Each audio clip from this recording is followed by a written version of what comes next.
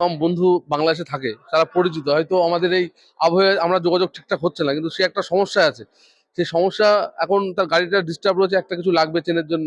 আমি দেখলাম যে আমার দাদার জন্য কিছু যদি করতে পারি, এই জন্য একটা চেন স্পোক দাদার জন্য নিয়ে বাংলাদেশ থেকে, আমি ইন্ডিয়া থেকে বাংলাদেশে নিয়ে আসলাম দাদার জন্য, যাতে দাদা একটু হেল্প হয়। ভালোবাসা বলে বোঝানো যাবে না। আমি একটা মোটরসাইকেল চালাই, মোটরসাইকেলটা চেন স্পকেট গত 1 সপ্তাহ ধরে নষ্ট হয়ে আছে। আমার এই যে বন্ধুকে বললাম, ইনি আছে ভারতীয়, ইন্ডিয়া থেকে এসছে এই মাত্র।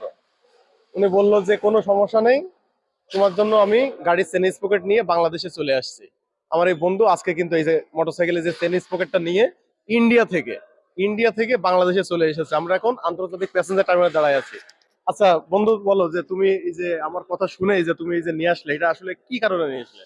এখন দেখলাম যে আমার একটা দাদা কম বন্ধু বাংলাদেশে থাকে, তারা পরিচিত, হয়তো আমাদের এই আবহাওয়ায় আমরা যোগাযোগ ঠিকঠাক হচ্ছে না, কিন্তু সে একটা সমস্যা আছে। সেই সমস্যা, এখন তার গাড়িটা ডিস্টার্ব রয়েছে, একটা কিছু লাগবে চেনের জন্য। আমি দেখলাম যে আমার দাদার জন্য কিছু যদি করতে পারি, এই জন্য একটা চেন স্পোক দাদার জন্য নিয়ে বাংলাদেশ থেকে, আমি ইন্ডিয়া থেকে বাংলাদেশে নিয়ে আসলাম দাদার জন্য, যাতে দাদা একটু হেল্প হয়। ধন্যবাদ জানাই আমার এই বন্ধুকে, এবং আরো এটা আশাবাদী আমরা যে খুব তাড়াতাড়ি দুই দেশের সম্পর্ক অতি তাড়াতাড়ি ভালো হয়ে যাবে, এবং সম্পর্ক যদি ভালো হয় তাহলে আমরা আরো বেশি ভালোবাসা বিনিময় করতে পারবো।